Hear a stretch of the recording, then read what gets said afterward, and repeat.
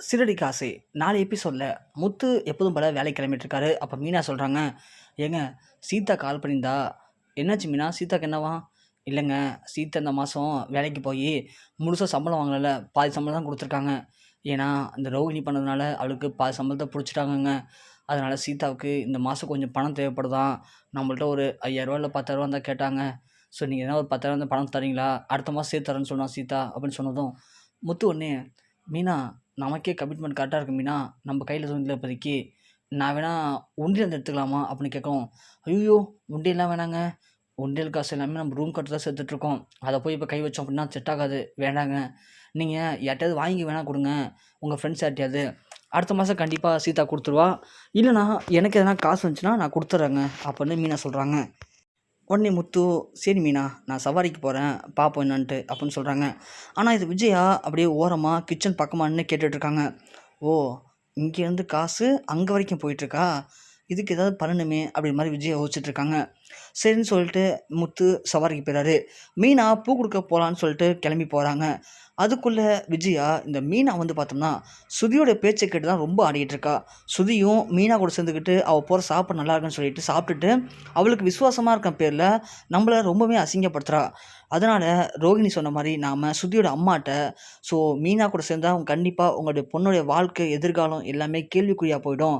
So அவங்கள்ட்ட இந்த விஷயத்தை பற்றி ஏற்றி விட்டோம் அப்படின்னா கண்டிப்பாக அவங்க மீனாவை திட்டுவாங்க. திட்டினாங்க அப்படின்னா மீனாவுக்கும் சுதிக்குமே சண்டை வந்துடும். அப்போது இவங்க 2 பேரும் சேர்ந்துருந்தா மட்டும்தான் நம்மளால் ஒன்றும் பண்ண முடியாது. பிரிஞ்சுட்டாங்கன்னா கண்டிப்பாக அந்த மீனாவை வீட்டை விட்டு விரட்டிடலாம் அப்படிங்கிற மாதிரி ரோஹிணி கூட சேர்ந்து மாஸ்டர் பிளான் போட்ட விஜயா அதை உடனே எக்ஸிக்யூட் பண்ணுறாங்க. ஸோ ஸ்ருதி அம்மாக்கிட்ட கால் பண்ணி இல்லாத பொல்லாத எல்லாத்தையும் போட்டு கொடுத்துட்றாங்க. சம்மந்தி, உங்கள் பொண்ணு சுத்த தங்கம், ஆனால் அவள் அந்த கலீஜ் இருக்கால மீனா, அவள் கூட சேர்ந்துலேருந்து ஸ்ருதி ரொம்பவுமே கெட்டு போயிட்டா. எனக்கு என்னமோ பயமாக இருக்குது சம்மந்தி. போகிற போக்க பார்த்தா ரவியே ஸ்ருதியை கழட்டி விட்டாலும் கழட்டி விட்டுருவான். ஸோ முடிஞ்ச வரைக்கும் ஸ்ருதி வந்து பார்த்தோன்னா மீனா கூட சேராமல் இருக்க தான் நல்லது. அதுவும் இல்லாமல் மீனா சுற்றிக்கிட்டு இருக்க பணத்துக்காக தான் ஸ்ருதி கூட ரொம்ப நெருங்கி பழகுறா. அதை புரிஞ்சுக்காத ஸ்ருதியும் மீனா கூட ரொம்ப நெருக்கமாக இருக்காங்க. ஸோ பார்த்துங்க சம்மந்தி, கொஞ்சம் கொஞ்சமாக மீனா உங்ககிட்டேருந்து பணத்தை ஆட்டைய போட பிளான் பண்ணிகிட்டு இருக்கா. அதனால் ஸ்ருதியை கொஞ்சம் பார்த்துருக்க சொல்லுங்கள் அப்படி இப்படின்னு விஜயா தன் விருப்பத்துக்கு கொளுத்தி போட்டுறாங்க. அதை கேட்ட ஸ்ருதியோட அம்மா நேராக ஸ்ருதியை பார்த்து தான் சொல்லலாம் அப்படிங்கிற மாதிரி வந்துட்டுருக்காங்க. வர வழியில் மீனாவை பார்த்துறாங்க. மீனாவை பார்த்தோன்னே, ஏம்மா மீனா, என்னம்மா இப்படி பண்ணிகிட்ருக்க? உன் கூட என் பொண்ணு இருக்கா, சரி நல்லது தான். அவளுக்கு நல்ல புத்திமதி சொல்லி எப்படி வாழணும்னு சொல்லுவியா? அதை விட்டுட்டு உன் விருப்பத்துக்கு உனக்கு பணம் தேவைப்படுது அப்படிங்கிறதுக்காக ஸ்ருதியை கைக்குள்ளே போட்டுட்டு ஏம்மா அவளுடைய வாழ்க்கையை கெடுக்கிற? அப்படிங்கிற மாதிரியும். ஸோ நீ வந்து ஸ்ருதிகிட்ட பேசாமல் இருக்கிறது நல்லது. அவள் நிறையா பணம் வச்சுருக்கா, வசதியான வீட்டு ஃபேமிலி தான். பணம் வேணும்னா என்கிட்ட கேளு, நான் தந்துடுறேன். அதுக்காக ஸ்ருதியை ஏற்றி விட்டு ஏன் அந்த வீட்டில் தேவையில்லாத கெட்ட பேர் வாங்கிட்டு இருக்க? ஸோ ஸ்ருதி கூட நீ பேசுறத கொஞ்சம் அவாய்ட் பண்ணும்மா. உனக்கு பணம் தேவைப்பட்டுச்சுன்னா என்கிட்ட கேளு, நான் தரேன் அப்படின்னு ஸ்ருதியோட அம்மா சொல்ல, மீனா ஒன்னே, என்னம்மா உங்கள் இஷ்டத்துக்கு வாய் வந்ததை பேசிகிட்டு இருக்கீங்க? என்ன சொல்கிறீங்க நீங்கள்? நானும் ஸ்ருதியும் ஒரு அக்கா தங்கச்சி மாரி பழகிட்டு இருக்கோம். என்றைக்குமே ஸ்ருதியிட்ட போய் நான் பணம் வேணும்னு கேட்டது கிடையாது. உங்களுக்கு யார் இப்படிலாம் சொன்னா? பணத்துக்காக நான் ஸ்ருதியிட்ட பழக நீங்க நினச்சிட்டு இருக்கீங்களா? அதுவும் இல்லாமல் நாங்கள் 2 பேரும் அக்கா தங்கச்சி மாரி பழகுறோம் அப்படிங்கிறது ஸ்ருதிக்கே தெரியுமா? நீங்கள் ஸ்ருதியிட்ட வேணால் கேட்டு பாருங்க. அப்படி இல்லை அப்படின்னா ஸ்ருதி என்கிட்ட பேசலான்னு சொல்லிடுங்க. அதுக்காக நீங்கள் தர பணத்துக்காக நான் ஸ்ருதி மேலே பேசவும் இல்லை, அவன் மேலே பாசம் வைக்கல அப்படிங்கிற மாதிரி மீனா சொல்லிட்டு வந்துடுறாங்க. வந்தாலும் அவங்க அம்மா பேசுனது மீனாவுக்கு ரொம்பவுமே ஒரு கஷ்டமாக இருக்குது. ஸோ ரொம்பவுமே சோகமாக ஃபீல் பண்ணிட்டு உட்காந்துருக்காங்க. அப்போன்னு பார்த்து முத்து வீட்டுக்கு வராரு. வந்த உடனே, மீனா நீ சொன்ன மாதிரி 2 மணி நேரத்தில் காசு கேட்டிருக்கேன் மீனா, நாளைக்கு தரேன்னு சொல்லியிருக்காங்க, வந்தோடனே வாங்கி தரேன், நீ சீதாட்ட கொடுத்துரு அப்படின்னு சொல்லவும், சரிங்க அப்படின்னு சொல்லிட்டு மீனா சோகமாக உட்காந்துருக்காங்க. உடனே முத்து யோசிக்கிறாரு, ஒருவேளை அம்மா எதனா மீனா திட்டிருப்பாங்களோ அப்படின்னு சொல்லிட்டு, மீனா மீனா என்னாச்சு மீனா, அம்மா எதனா சொன்னாங்களா? என்னாச்சு? இல்லை பணம் கிடைக்கலன்னு சொல்லி சோகமாக இருக்கியா? என்னாச்சு மீனான்னு சொல்லி மீனாவை துரு துருவி கேட்குறாரு நம்ம முத்து. ஒரு கட்டத்துக்கு மேலே மீனா சொல்கிறாங்க, இது மாதிரி மார்க்கெட் போயிட்டு வந்துட்டு இருந்தாங்க. அப்போதைக்கு ஸ்ருதியோட அம்மா அண்ணன் வழியில் பார்த்தாங்க. வழியில் பார்த்து, நான் என்னமோ பணத்துக்காக தான் ஸ்ருதி கூட பழகுறேன், ஸ்ருதியை ஏற்றி விட்டு உங்கள் அம்மாட்ட சண்டை போட வைக்கிறேன் அப்படி இப்படின்னு சொல்லி என்னை ரொம்ப தப்பாக பேசினாங்க. எனக்கு ஒரு மாதிரி ஆயிடுச்சு. நானும் அவங்கள்ட்ட, நான் அப்படி பொண்ணு கிடையாது, நீங்கள் தப்பாக புரிஞ்சுட்டு பேசுகிறீங்க, இனிமேல் இப்படிலாம் பேசுகிற வச்சுருன்னு சொல்லிட்டு நான் கிளம்பி வந்துட்டாங்கன்னு சொன்னதும் முத்து செம கடுப்பாயிறாரு. என்ன நினச்சிட்டு இருக்காங்க ஸ்ருதியோட அம்மா? வம்சவா மீனா ஏஞ்சி அப்படின்னு சொல்லிட்டு மீனா ஏஞ்ச உடனே, ரவி ரவி அப்படின்னதும் ரவி அங்கே உட்காந்துருக்கான். என்னாச்சு முத்து, எங்கடா அவன் பொண்டாட்டி? என்ன அவன் பொண்டாட்டி ரொம்ப திமிரு அதிகமாக போச்சா அப்படின்னு சொல்லிட்டு முத்து வேக வேகமாக ஸ்ருதியோட ரூமுக்கு போகிறான். அதை பார்த்த விஜயா, அப்பா நாம் எதிர்பார்த்தது இப்போ பக்காவாக நடந்து முடிஞ்சிச்சு. ரோஹினியோட திட்டம் எப்போதுமே கரெக்டாக இருக்குது. ஸோ இன்றைக்கி முத்து போகிற சண்டையில் சுதிக்கும் முத்துக்கும் ரவிக்கும் பயங்கரமாக மோதல் வெடிக்க போகுது. இனிமேல் இவங்க சேர்ந்துருக்க போகிறது கிடையாது.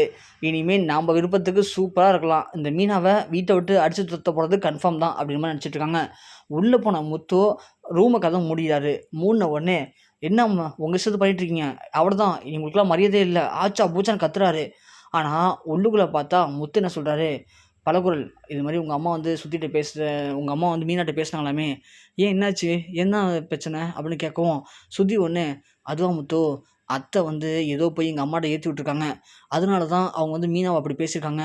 நான் அதுக்கு பிறகு உடனே கால் பண்ணி எங்கள் அம்மாட்ட பேசினேன். அப்போ தான் எங்கள் அம்மா உண்மையை சொன்னாங்க.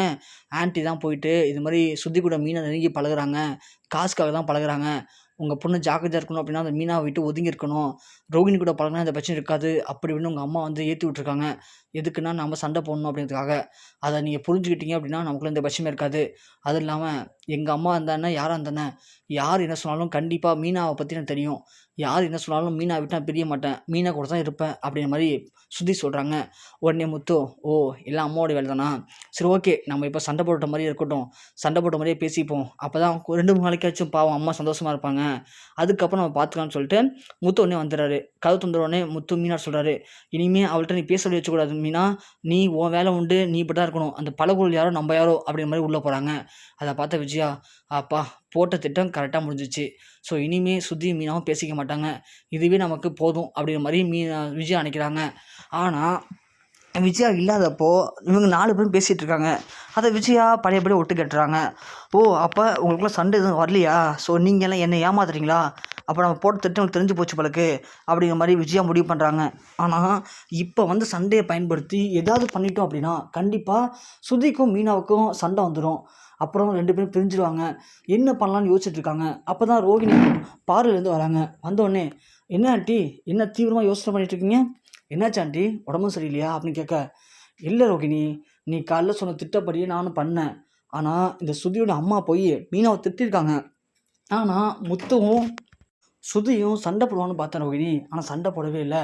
என்கிட்ட சண்டை போடுற மாதிரி நடிச்சுட்டு எல்லாம் கிச்சனில் ஒன்றா உட்காந்து சாப்பிட்டுட்டு பேசிகிட்டு இருக்குதுங்க. ஸோ இதுங்க வந்து பிரிய மாட்டுதுங்க, என்ன பண்ணலாம் ரோகிணின்னு கேட்குறாங்க. ஐயோ அப்படியா ஆண்டி, ஸோ நான் நினச்ச மாதிரி நடந்துச்சுன்னா கண்டிப்பாக அவங்களாம் அடிச்சுப்பாங்கன்னு நினச்சேன், ஆனால் அவங்க பிரியலைன்னா என்ன பண்ணலாம் அப்படின்னு சொல்லும்போது உடனே விஜய் யோசிக்கிறாங்க. ரோகிணி எனக்கு ஒரு திட்டம் ஒன்று சொல்லுவாமா, சொல்லுங்கள் ஆண்டி. இல்லை காலைல முத்து மீனாவும் பேசிட்டு இருந்தாங்க.